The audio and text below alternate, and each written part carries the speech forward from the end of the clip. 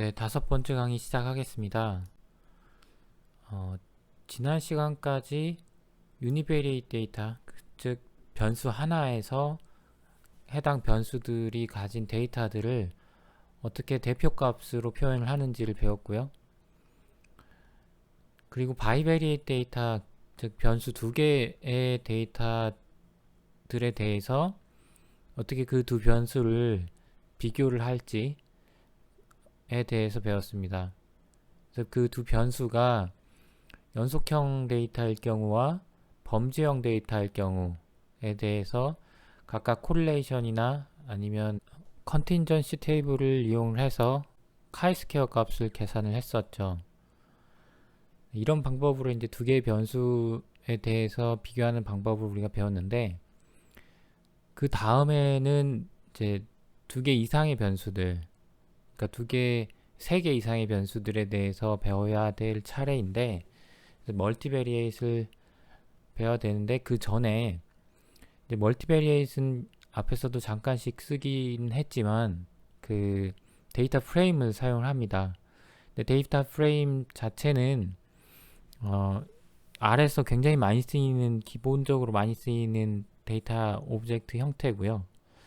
이 데이터 프레임을 다루는 기술을 먼저 배우셔야 될 것 같아요. 그래서 이제 두 개의 섹션이 있는데 두 개 단원이 추가가 되는데, 데이터 트랜스포메이션 베이직이라고 해놨고요.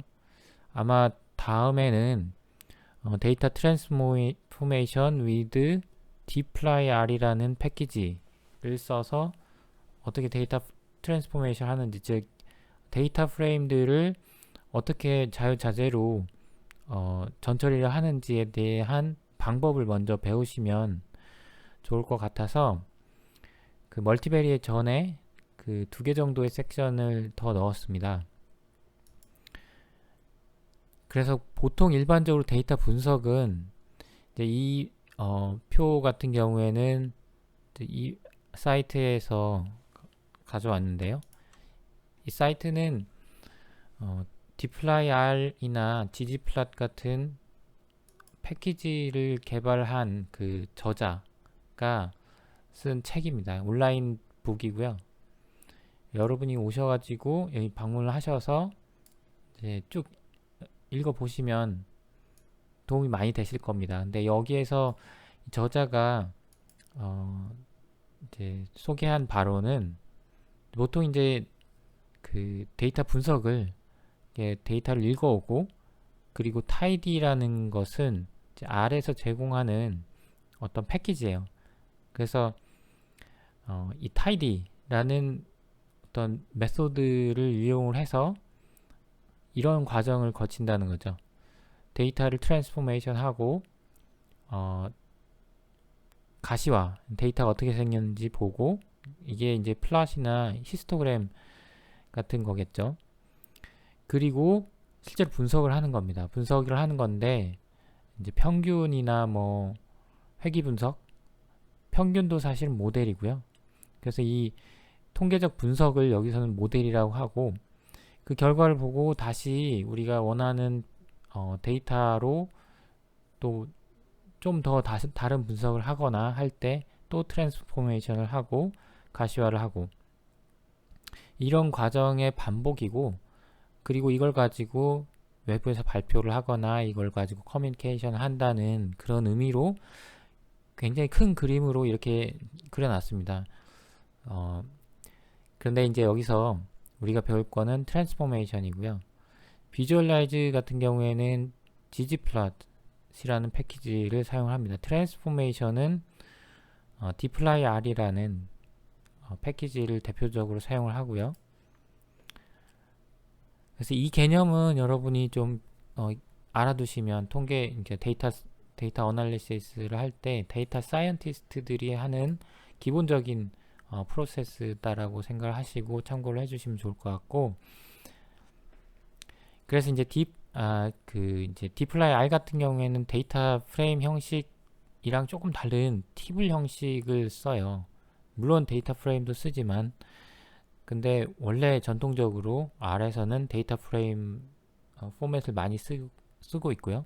그래서 여기 강의에서는 기본적으로 데이터 프레임을 형식의 데이터를 가지고 진행을 하겠고, 기회가 되면 티블 형식, 이 두 가지 형식이 다른 점은 티블 형식의 데이터는 수정을 할 수가 없다는 부분이 데이터 프레임과는 다릅니다. 기회가 되면 더 말씀을 드리겠고, 그래서 이제 다음 장에 실제로 dplyr 패키지를 가지고 어떻게 트랜스포메이션을 하는지를 이제 말씀을 드릴 거고요. 이번 장에서는 이 dplyr를 사용하기 전에 기본적으로 제공됐던 함수들을 이용해서 똑같이 데이터들을 트랜스포메이션을 할 수 있습니다. 이런 빌트인 함수들을 이용을 해서 트랜스포메이션 하는 방법, 그런 기술들을 배우고 그 이후에 dplyr로 비슷한 과정을 하는 걸 실습을 해보시면 아마 더 이해가 빨리 되실 것 같습니다. 그래서 일단 이 트랜스포메이션에 대해서 말씀을 드리기 전에 데이터 스트럭처를 지금까지 유니베리에이트, 바이베리에이트 하면서 대부분 배우셨습니다. 그 데이터 스트럭처를 한번 쭉 리뷰를 해보면 벡터라는 형식, 벡터가 가장 기본적인 형식이죠. 그래서 뉴머릭일 수도 있고, 여기서 이제 클래스를 쓰면 뉴머릭이라고 나오겠죠. 근데 is numeric이라는 함수가 있습니다. is 함수가 있는데 뉴머릭이면 true, 뉴머릭이 아니면 false를 반환을 해주겠죠. y라는 거는 이제 캐릭터형입니다. 문자형. is numeric 하면 이건 false가 되겠죠. z는 tf니까 이거는 대문자 tf는 true, false죠. 그래서 클래스는 logical이 되고, is logical이라는 함수를 써서 이게 로지컬인지 물어보면 true가 되겠죠. 리스트 변수 타입은 벡터 형태를 여러 개를 이제 하나의 변수로 묶어 놓은 형태라고 보시면 될 것 같은데, 제한이 없습니다. 그러니까 이 벡터가 변수 하나, 아까 앞에서 그러니까 전에 배운 유니베리에이트라고 하면 변수 하나가 이런 다양한 타입들을 가질 수 있다고 했죠. 그런데 리스트는 어떤 타입의 변수들을 묶든지 상관없이 다 묶을 수 있다라는 겁니다. 데이터 프레임 뒤에서 나올 텐데 이건 아마 에러가 뜰 거고요. 왜냐하면 길이가 다르죠. 타입은 다를 수 있는데 데이터 프레임에서 하여튼 길이가 다릅니다. 그래서 리스트 형태로 만들면 이렇게 볼 수 있고, lst라는 변수에다가 리스트를 저장을 해놓고 꺽쇠 하나로 하면 리스트가 반환이 돼요. 그러니까 첫 번째 있는 parent name의 값이 반환이 되는데, 이게 클래스를 보면 리스트예요. 하지만 꺽쇠 두 개를 하면 이 벡터 자체가 나옵니다. 그래서 그 부분을 기억을 해두시고, 그리고 매트릭스 같은 경우에는 인덱싱, 그 2차원 행렬, 이건 다 아시죠? 그리고 밑에서 말씀드리겠지만 컬럼 값들을 먼저 채웁니다. 왜냐하면 이제 밑에 나오겠지만 데이터 프레임이 변수가 컬럼이에요. 각 변수가 컬럼으로 채워져 있기 때문에 기본적으로 매트릭스도 동일한 컨셉으로 컬럼을 먼저 이렇게 쭉 채워 나갑니다. 실제로 실습을 해보시면 쭉 아마 보실 수 있을 것 같고, 시크 함수도 배웠죠. 우리 콜론도 배웠고, 그래서 by row t true를 해주지 않으면 by 컬럼입니다. 그러니까 컬럼으로 쭉 채워지고, by row true로 하면 row 먼저 채워지는 그런 매트릭스가 되고요. 이제 데이터 프레임 같은 경우에는 리스트형과 똑같아요. 그러니까 변수들이 다른 타입을 가져도 상관이 없는데, 매트릭스 형태로 표현이 되겠죠. 그러면 매트릭스 형태는 가로 세로가 일정하니까 로우가 똑같아야겠죠. 그러니까 컬럼이 뭐 늘어나도 상관없는데 각 컬럼들이 붙을 때 그 컬럼의 길이, 그러니까 각 변수들의 길이는 똑같아야 됩니다. 그리고 달러 기호로 그 변수들을 접근을 할 수가 있고 매트릭스처럼 꺽쇠로 인덱싱을 합니다. 뭐 이런 일단 실행을 해보시면 IDS라는 그 벡터 형식의 변수 하나, 그리고 name이라는 name하고 IDS를 붙이는 거죠. 그래서 ID names라는 캐릭터 형식의 변수 하나, 그리고 student라는 데이터 프레임을 이 두 개의 변수를 묶어서 만드는 겁니다. 그래서 클래스를 보면은 달러로 접근을 하죠. 그 데이터 프레임 안에 있는 변수 달러로 접근을 해서 클래스를 보면 당연히 이건 뉴머릭이 되겠고 이건 캐릭터가 되겠죠. 지금 이제 아마 지금 버전 자체는 string as factor가 true예요. 디폴트로 false입니다. 그래서 전에 한번 말씀을 드린 것 같은데 그 캐릭터가 여기서 이제 id names가 캐릭터죠. 이 캐릭터를 데이터 프레임을 만들면 범주형으로 바뀌어요. 그러니까 팩터형으로 바뀌죠. 그런데 그게 여러모로 좀 불편해서 아마도 최근 버전을 까셨으면 그러니까 자동으로 그때 당시에는 팩터형으로 바뀌었는데 지금은 팩터형으로 바뀌지 않죠. 요거 한번 실행해 보시면 될 것 같습니다. 이거를 아무것도 안 넣고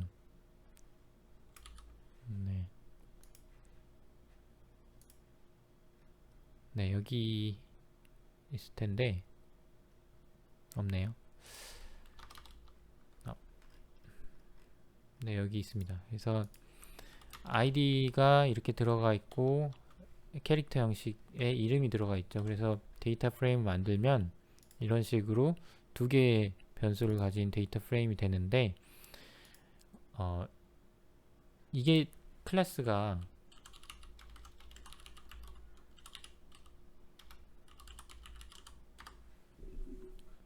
캐릭터로 돼 있죠. 근데 기존 버전에서는 캐릭터로 돼 있지 않았어요. 팩터형으로 돼 있습니다.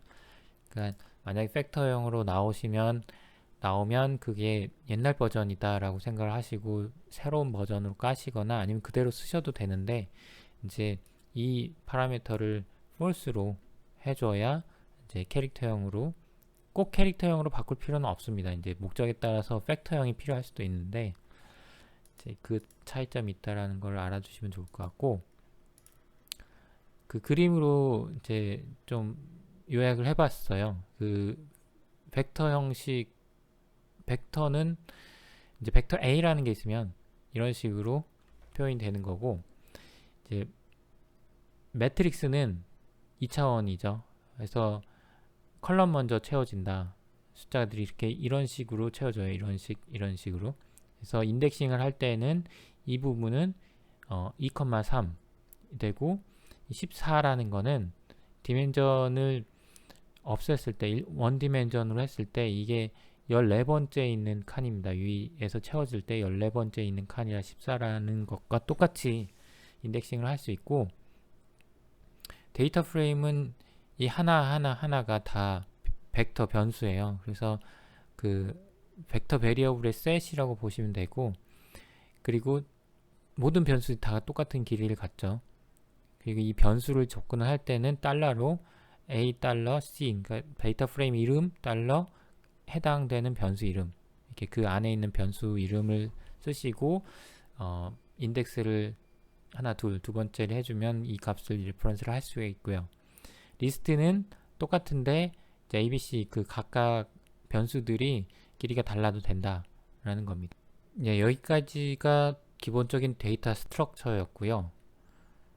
즉 변수들을 저장할 수 있는 어떤 공간의 형태, 타입들을 말씀을 드렸고, 이제 실제로 이 데이터들을 어떻게 트랜스포메이션 할지를 보시면 일단 subset은 말 그대로 일부의 데이터를 뽑는 데 쓰는 거고, 머징이나 스플릿은 데이터를 합하거나 나누는 기능을 하겠죠. 그리고 트랜스포밍은 데이터를 추가를 하거나 아니면 변경을 할 때 사용하는 방법이고요.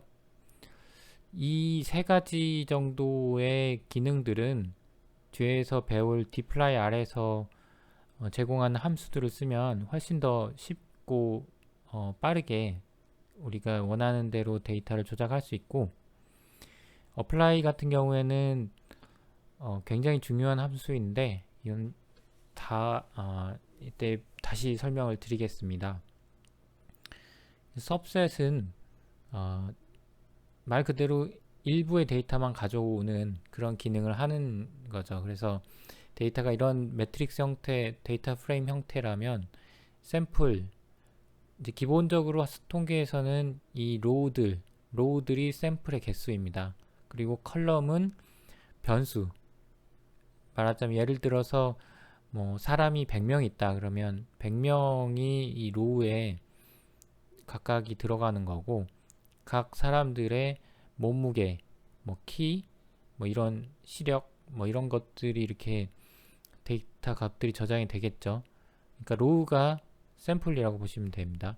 물론 이제 바뀔 때도 있는데 대부분은 그렇게 보시면 될 것 같고, subset은 이 로우를 선별을 하거나 이 변수들을 선별을 할 때 사용할 수 있는 기능 함수이고요. 실제로 보시면 에어 퀄리티 데이터는 6개 변수가 있고, 그리고 디멘전을 보면 153개의 샘플이 있습니다.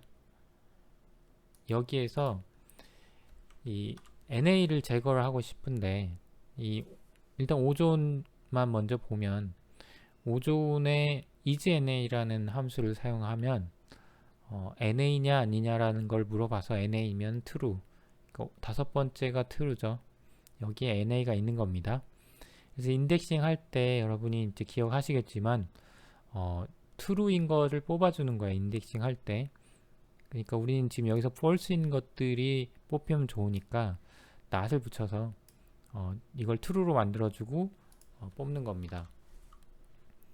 그래서 보면은 이제 오존에는 데이터가 다 제거가 됐죠. 그리고 개수도 줄었습니다. 샘플의 개수가. subset을 쓰면은 이제 데이터 프레임 이름을 써주고, 그리고 이 안에서는, 그러니까 subset 안에서는 이렇게 써줄 필요가 없어요. 그러니까 이 subset 이 가로 안에서는 이제 에어 퀄리티 데이터밖에, 데이터 프레임밖에 없는 거고, 그러니까 에어 퀄리티라는 이름을 따로 명시해 주지 않아도 그 에어 퀄리티가 가진 변수들 이름만 명시해 줘도 명령이 실행이 되는 거죠. 그래서 이렇게 인덱싱을 하는 것보다 훨씬 더 직관적이고 보기가 편합니다. 이렇게 하면 똑같이 5존의 NA가 있는 것들은 빼고 선택이 되게 되고, 그리고 이제 select라는 파라미터를 사용을 하면 변수들을 고를 수가 있습니다.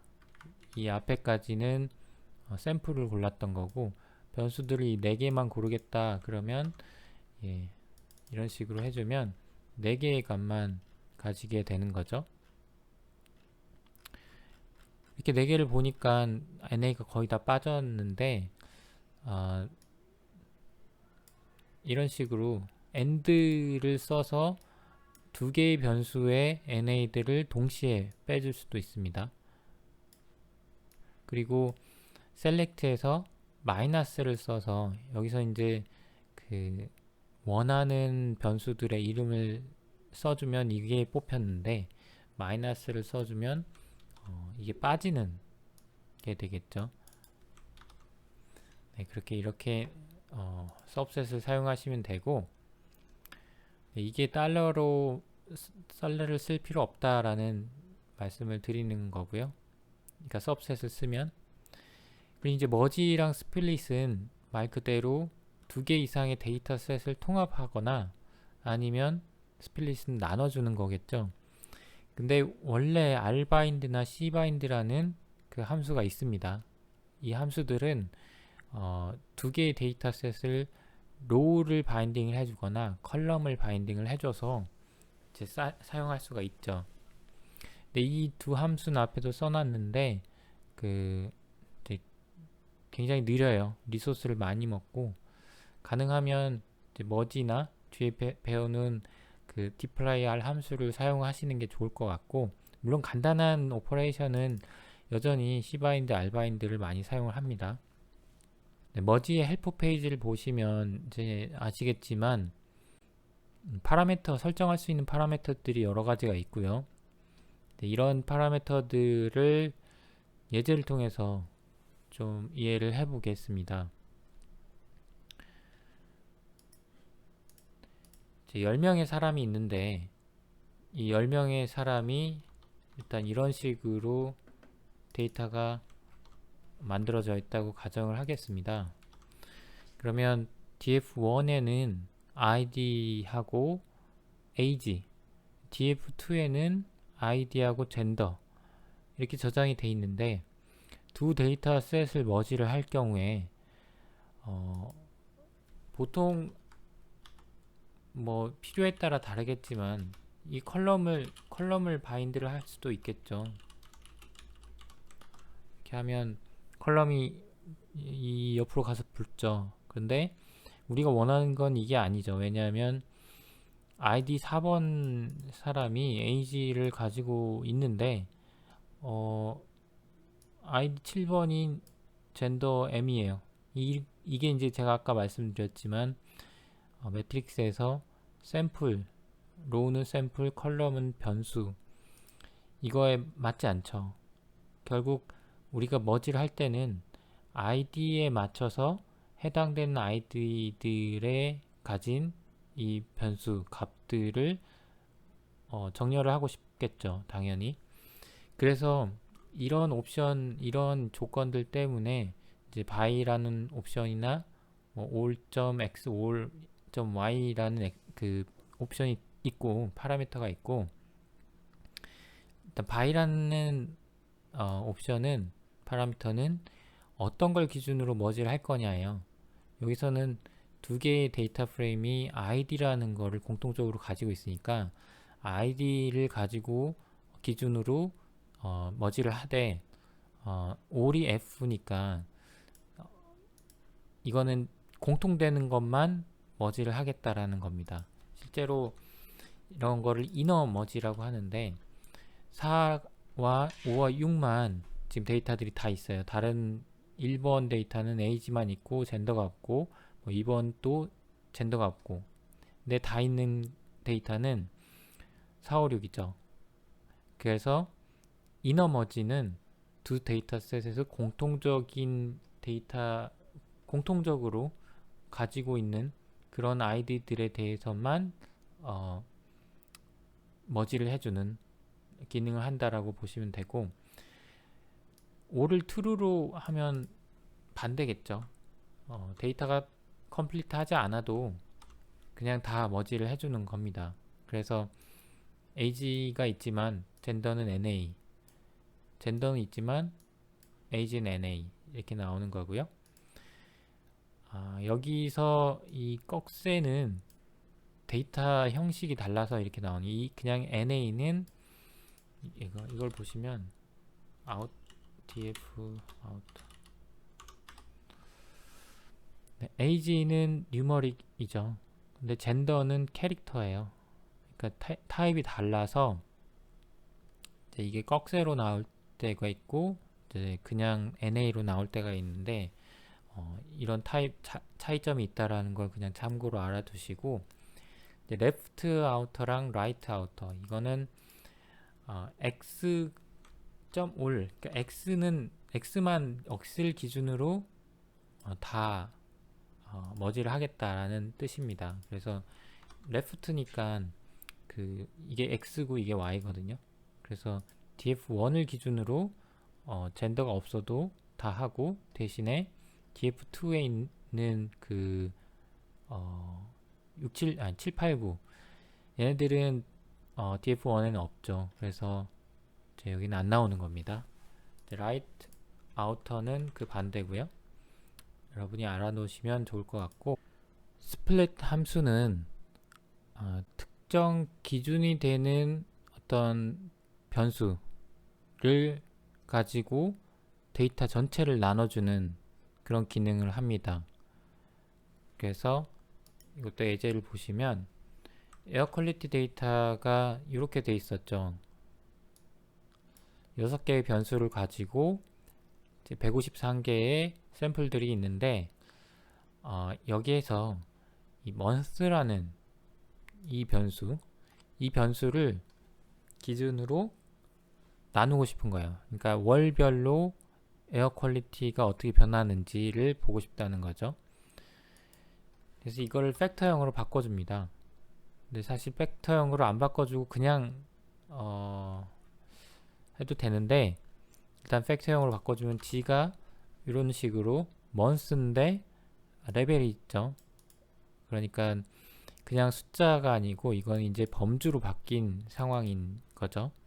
그래서 에어 퀄리티를 이 G의 레벨에 따라서 나눠줘라 라고 하는 거고요.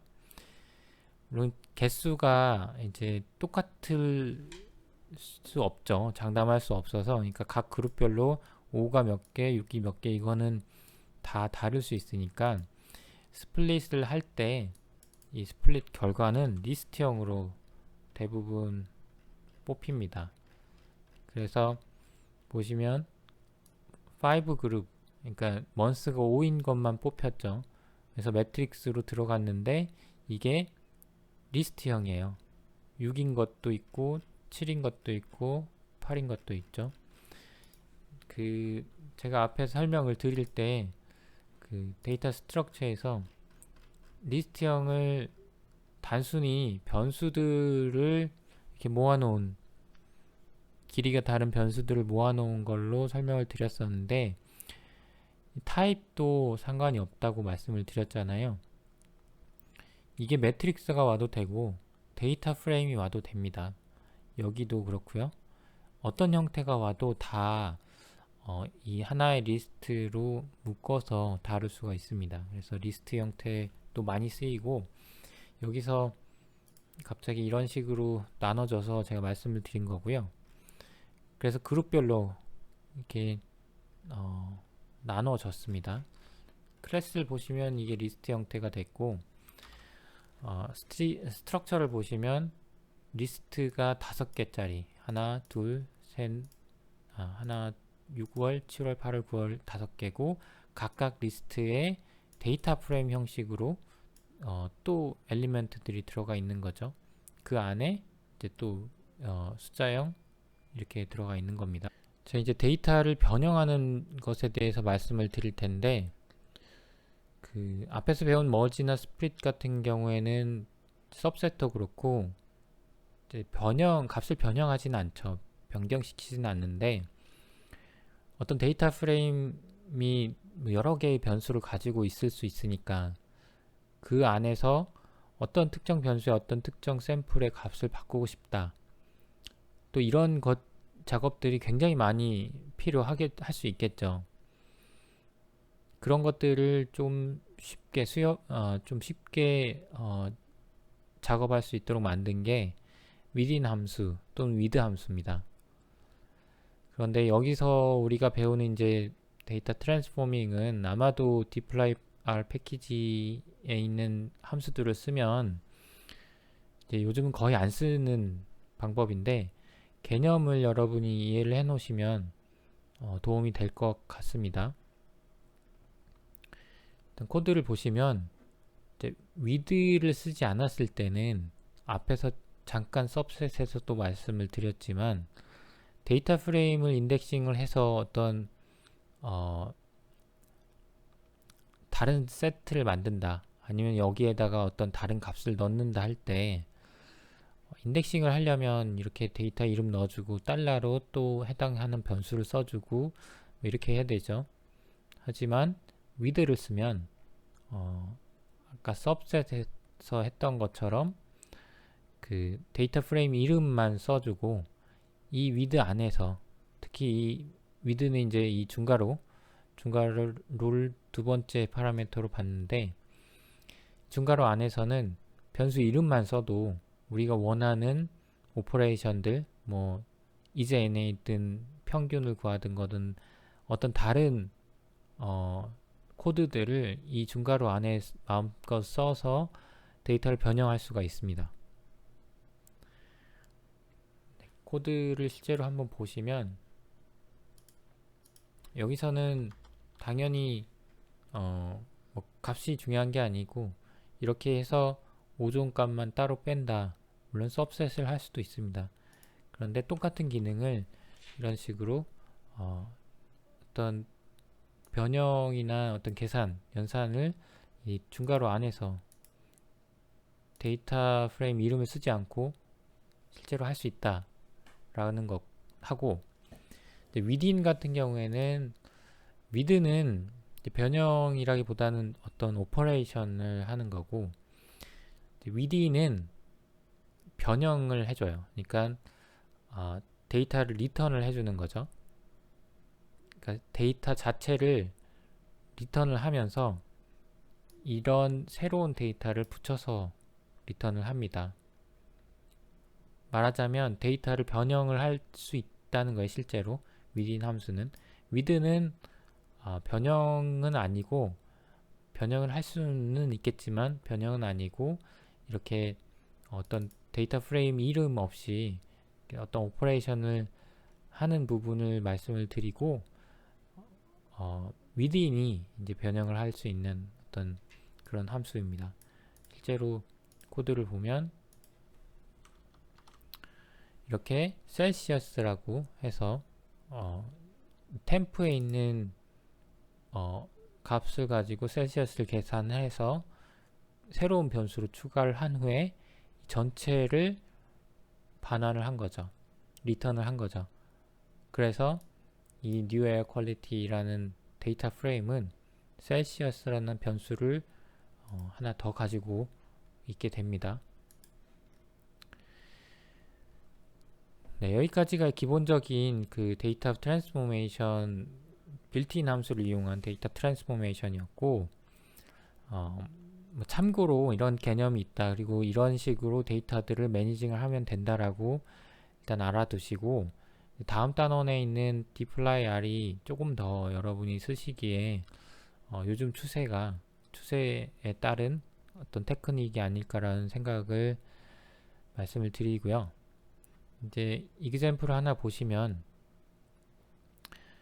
이제 그 어떤 데이터 프레임 데이터가 있고 그 데이터를 우리가 이제 데이터 트랜스포메이션 분석을 하기 전에 이게 데이터가 어떻게 생겼고 어떤 전처리를 해야 되고 본격적인 분석을 하기 전에 그런 부분에서 데이터들을 다루는 방법을 좀 볼 건데요. 일단 그 using R이라는 패키지 안에 베이비스라는 그 데이터 셋이 있습니다.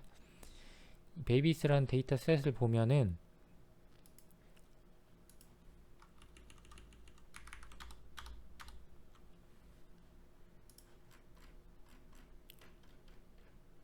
물론 데이터 분석을 여기서는 본격적으로 하진 않은데 데이터 셋을 보면 이 게스테이션 그러니까 그 임신 기간이죠. 임신 기간이 999라고 써 있으면 이거는 상식적으로 말이 안 되는 거고 아마도 이게 여기도 999가 있고 99가 있고 이게 아마도 미싱 그러니까 그 결측치라고 볼 수가 있는데 분석을 하기 전에 이 결측치를 빼줘야 되겠죠. 그러면 게스테이션의 결측치인 999를 빼는 방법입니다. 아직 우리가 이제 그 ggplot이라는 가시어 방법은 배우지 않았지만 일단 뭐 플롯이라는 기본 함수, 그러니까 그래픽 함수로 보면은 1000에 가까운 점들이 있죠. 이거는 오류죠. 그래서 이것들을 빼줘야 됩니다. 빼줄 때 이렇게 할 수 있겠죠. 베이비스의 게스테이션을 인덱싱을 해서 900보다 큰 애들은 NA로 바꾸겠다 라고 할 수도 있습니다. 그래서 보면은 실제로 NA로 바뀌어 있죠. 999가. 근데 우리가 배운 그 within이라는 함수로 베이비스라는 데이터 프레임을 넣어주고 중괄호 안에 이제 게스테이션이 999인 거에 NA를 넣어주고, 또 DWT는 이제 데디의 웨이트죠. 그 아빠, 이게 지금 베이비스니까 어떤 신생아의 어떤 자료 같은데, 그 아빠들의 웨이트, 여기도 999가 있죠. 여기서도 이런 식으로 인덱싱을 해서 값을 변형을 해줄 수 있죠. 그리고 변형을 해주면 이 값이 리턴이 돼요. within 함수를 썼기 때문에. 그래서 new babies라는 데이터는 NA가 처리된 데이터가 됩니다.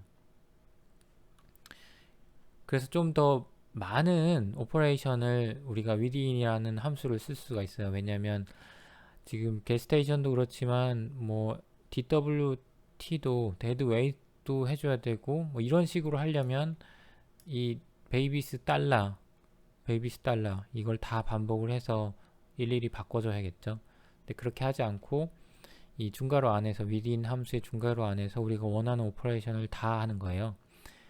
그 스모크도 팩터로 바꿔주고, 왜냐하면 이 스모크가 엄마가 스모킹을 했느냐 안 했느냐라는 건데, 보시면 넘버로 되어 있습니다. 그러니까 이게 우리가 데이터를 눈으로 봤을 때 어떤 의미인지 몰라요.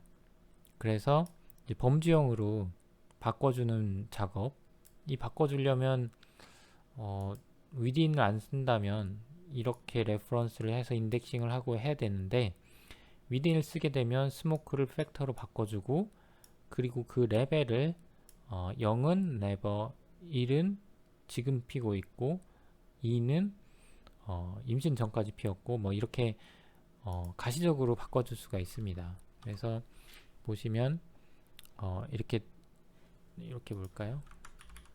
new babies라는 데이터가 이렇게 바뀌어 있죠. NA가 들어가 있고, 그 다음에 smoke라는 함수도 팩터로 바뀌고, 이렇게 범주형 라벨링이 되어 있는 채로 이렇게 쉽게 우리가 데이터를 변형을 할 수 있다라는 거를 알아주시면 좋겠습니다.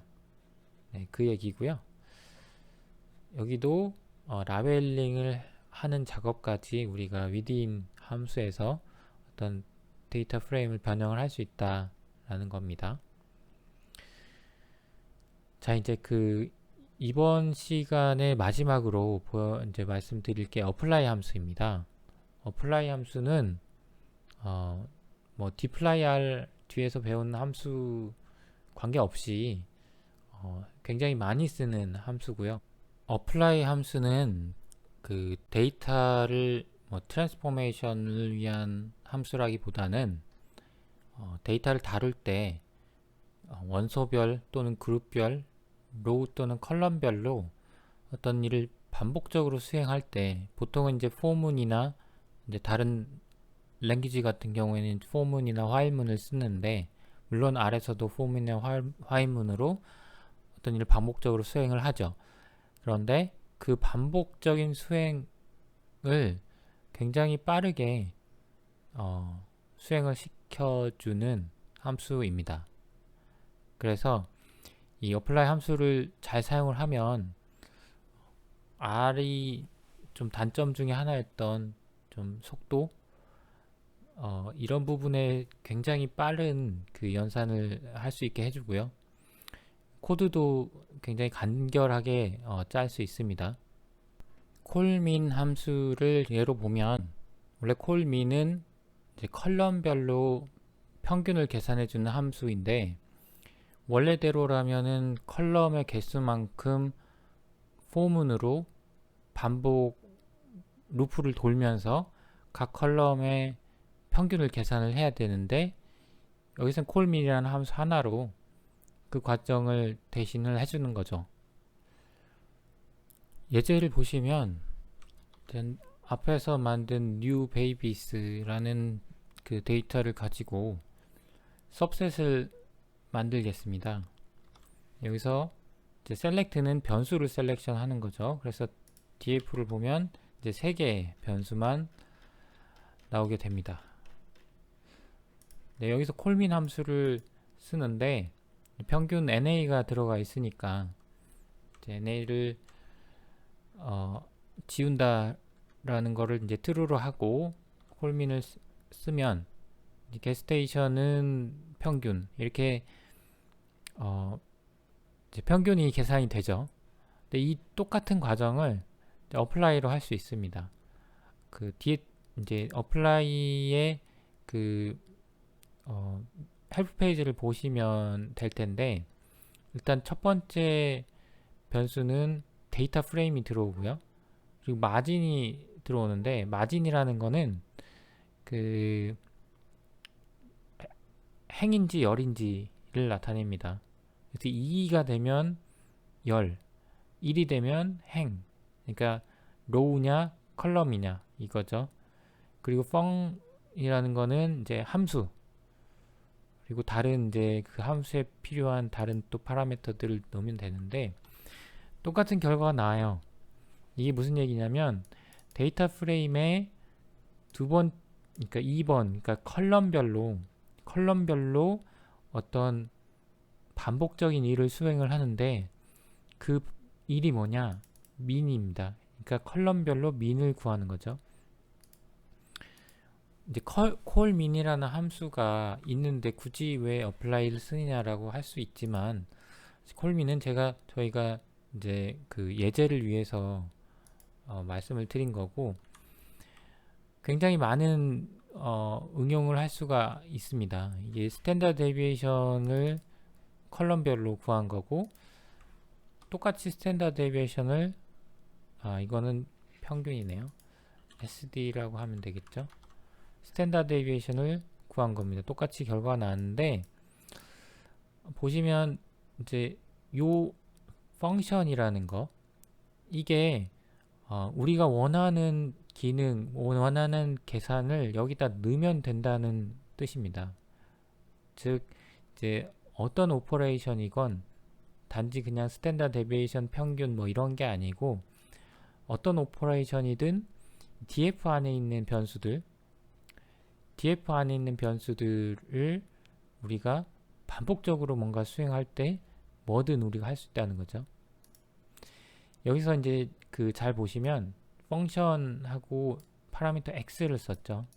이 x가 뭐가 되냐면 이 컬럼, 그러니까 2번이니까 이제 컬럼별로 지금 컬럼별로 뭔가를 수행을 하는 거고, 컬럼별로 뭔가를 수행할 때 x는 컬럼 통째로 요 컬럼 하나, 그러니까 변수 하나 요 값들이 다 들어가는 거예요. 이 값들이 다 들어가게 되면 여기에서 그 값들이 이제 벡터로 들어가겠죠. 다 이제 SD 값이 계산이 되고, 이것도 SD로 해서 이렇게 하게 되면 SD가 벡터당 계산이 되고 그 값들이 이제 차례차례 리턴이 되는 그런 기능이죠. 이제 기본적으로 뭐 로우를 해도 돼요. 그러니까 1이라고 하면 로우들이 되겠죠. 그래서 각 로우들의 평균이 이런 식으로 계산이 되는데, 물론 여기서는 이제 로우들을 평균을 내는 건 의미는 없습니다.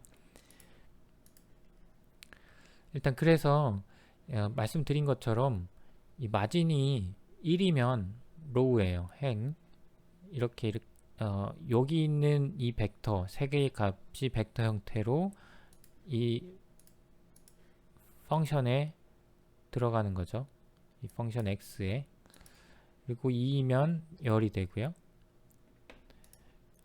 말씀드린 것처럼 이제 뭐 커스터마이징 함수를 써서 뭐 min을 썼는데 이제 sd를 써도 되고, 그리고 아까 잠깐 언급을 했지만 원래 R에서 단점이 굉장히 느린 거였어요. 그러니까 포문, 반복문이, 루프문이 느린 거였는데 이 apply 함수를 쓰면은 굉장히 빨라집니다. 뭐 지금도 뭐 이제 조금 개선이 되긴 했지만 여전히 반복적인 어떤 작업을 할 때는 apply 함수를 쓰고, 특히 이제 요즘 같은 병렬 컴퓨팅을 할 때 그 apply 함수가 또 병렬 컴퓨팅도 지원이 되는 그 함수들이 있습니다. 비슷한 류의 함수들이. 그래서 그 병렬 컴퓨팅을 할 때 굉장히 빠르게 어떤 대량의 계산을 할 수도 있겠죠. 이게 이제 스탠다드 데비에이션을 우리가 이제 수작업으로 구한 거고, 이렇게 커스터마이징 된 어떤 내가 만든 함수를 포문을 가지고 돌릴 때와 apply를 가지고 돌릴 때 구분을 한 겁니다. 그래서 M 매트릭스 안에 지금 1부터 100까지 랜덤하게 들어가 있습니다. 40개가 이렇게 들어가 있는 이 M 매트릭스를 포문을 이용해서 스탠다드 데비에이션을 로우마다 구한 겁니다. 근데 이거를 apply라는 함수로 로우마다 구한 거니까 1을 써서 이렇게 한 번에 구할 수 있겠죠. 이 apply라는 함수는 이제 매트릭스 형태의, 아니면 또 그러니까 행렬 형태, 그러니까 그 데이터 프레임에 쓰일 수 있는데 sapply, lapply, mapply 등이 있어요. 이런 것들은 뭐 S 같은 경우에는 벡터에도 쓰일 수 있고, L 같은 경우에는 리스트에 쓰이는 거죠. 리스트의 원소별로 쓰이는 겁니다. 그래서 이제 예제를 한번 보시면 이게 리스트죠. X가 이런 식으로 원소가 3개인 리스트 형태의 어떤 변수라면 이 A의 평균, B의 평균, C의 그러니까 이 로직의 평균을 구할 때 우리가 포문을 돌리거나 이렇게 보통은 하는데 뭐 랭스의 x의 min, x의 첫 번째 원소죠. 첫 번째 원소의 min을 리턴을 하고,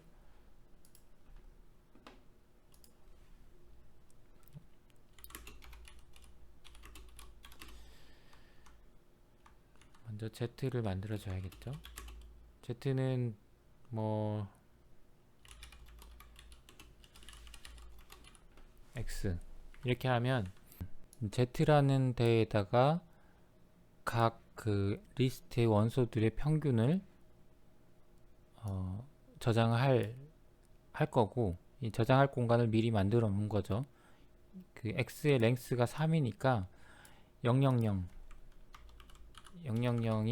벡터가 되는 거고, 포문을 이제 1부터 이렇게 해야 되겠죠. 1부터 랭스 x까지 이게 1, 2, 3이 될 겁니다. 1, 2, 3이 되고 1, 2, 3이 이제 i에 처음에 루프를 돌 때 1이 저장이 되고, 그 다음 루프 돌 때 2가 저장되고, 그 다음 루프 돌 때 3이 저장되는 이런 포문을 쓰는 거고, 이렇게 포문을 써서 처음 루프 돌 때 인덱스 1에 첫 번째 리스트 원소의 평균이 저장되고 뭐 이렇게 되는 겁니다. 그래서 보면 뭐 이렇게 평균이 저장이 됐어요. 근데 이거를 lapply를 써서 이런 식으로 한 번에 계산을 하는 거고, 이제 이 리턴 값이 리스트죠. 리스트일 때 가끔 이제 뭐 쓸 수는 있는데, 이 리스트인데 리스트를 없애고 싶다 그러면 unlist를 하시면 됩니다. unlist를 하면 이렇게 벡터형으로 우리가 벡터형 뉴머릭 벡터죠. 뉴머릭 벡터형으로 이제 리스트가 풀리고요. sapply 같은 경우에는 비슷합니다. 비슷한데 뭐 벡터나 행렬이나 모두 리스트나 다 쓸 수 있어요. 그래서 x가 지금 여기서는 리스트죠. 리스트에 min 하니까 우리가 했던 것과 똑같이 리스트를 unlist를 한 것과 똑같은 리턴 값이 나왔죠. 이거 한 것과 똑같은 리턴 값이 나왔고, 만약 x가 이제 데이터 프레임이다 이럴 때도 당연히 쓸 수가 있어요. 데이터 프레임일 때 원래 apply를 쓰면 여기에 마진을 썼죠. 1 아니면 2를 썼는데, 이거 같은 경우에는 디폴트로 컬럼, 그러니까 변수가 디폴트 마진이 되는 겁니다. 그리고 이 벡터 i다가도 쓸 수가 있어요. sapply를 하면 각각에 대해서 스퀘어 루트를 씌워주는 거죠.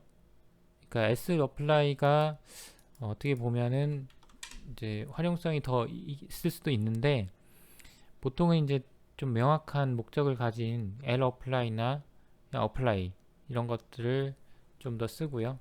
물론 여기서도 똑같이 여기서 이제 그 벡터 연산 배웠잖아요. 우리가 벡터 연산, 그러니까 y가 벡터인데 여기다가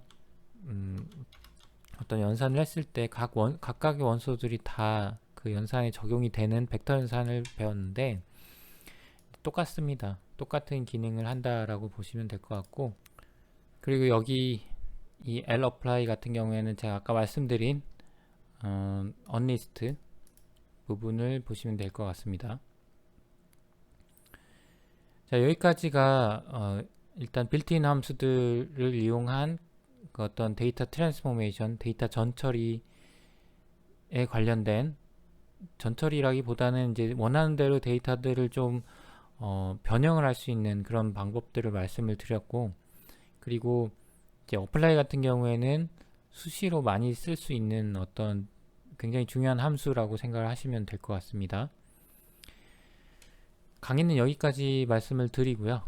그리고 이제 숙제 같은 경우에는 에어 퀄리티 데이터에서 템프랑 오존 변수로 이루어진 df라는 이름의 데이터 프레임을 만드는데, ni가 있는 샘플은 제외하고 만드는 거고요.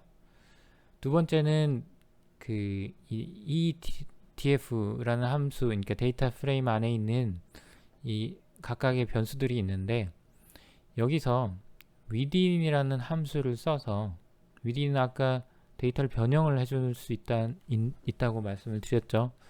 within이라는 함수를 써서 df2 데이터셋을 만드는데, 이 hour랑 minute랑 second들을 모두 다 써서 초로 바꾼 다음에 seconds라는, 이게 seconds고 여기는 second죠. s를 붙인 이 seconds라는 변수를 만든 다음에 df2에 저장을 하는 그런 과정이고요. 세 번째 문제는 에어 퀄리티 데이터의 그 월별 온도와 오존 농도의 평균값을 구하는 코드입니다. 충분히 생각해 볼 수 있는 그런 상황이고요. 분석이고요. 먼저 이렇게 스텝별로 제가 좀 요약을 해놨는데, 여기 나온 스텝 말고 뭐 이렇게 꼭 만들지 않아도 사실 뭐 구할 수는 있습니다. 뭐 여러분들이 나름대로 구하셔도 되고, 그 코드를 만드셔도 되고, 오늘 배운 내용을 좀 써먹는다고 하면 이제 오존과 템프 먼스를 선별을 해서 df1 데이터 프레임을 만들고, 이제 df1에서 이 5존과 템프의 NA를 제외한 데이터셋 df2를 또 만들고요. df2에서 month 변수를 기준으로 데이터를 스플릿해서 df3를 만들고, 그 df3에서 lapply랑 callmeans 함수를 이용해서 5존과 템프의 평균을 계산을 합니다. 그리고 이제 매트릭스 형태를 변형을 하는데, 이 마지막 두 번째 여기까지 계산을 하면 df3가 이렇게 나와야 돼요. 만약에 제가 의도한 대로 하신다면 이제 이런 식으로 리스트 형태로 5월, 6월, 7월, 8월, 9월 이렇게 나와야 되고, 이걸 매트릭스 형태로 변형하는 거는 이제 안 배우셨는데 doCall이라는 이제 함수가 있습니다. 이거를 rbind라는 그 함수를 df3 적용을 하는 거예요. 이 명령을 쓰면 이렇게 매트릭스 형태로 나옵니다. 그래서 리스트가 이런 데이터 프레임 형태로 바뀌게 되는 거죠. 그래서 5월, 6월, 7월, 8월, 9월. 사실 여기서 month를 평균을 내는 게 사실 그게 이제 조금 말이 안 될 수도 있지만 트릭이라고도 할 수 있죠. 그래서 각 월별로 그 평균 값들이 이렇게 나옵니다. 물론 여기 나온 코드대로 방법대로 안 하셔도 똑같은 동일한 결과가 나올 수 있고요. 가능하면 여기 있는 순서대로 한번 해보시기를 추천을 드립니다.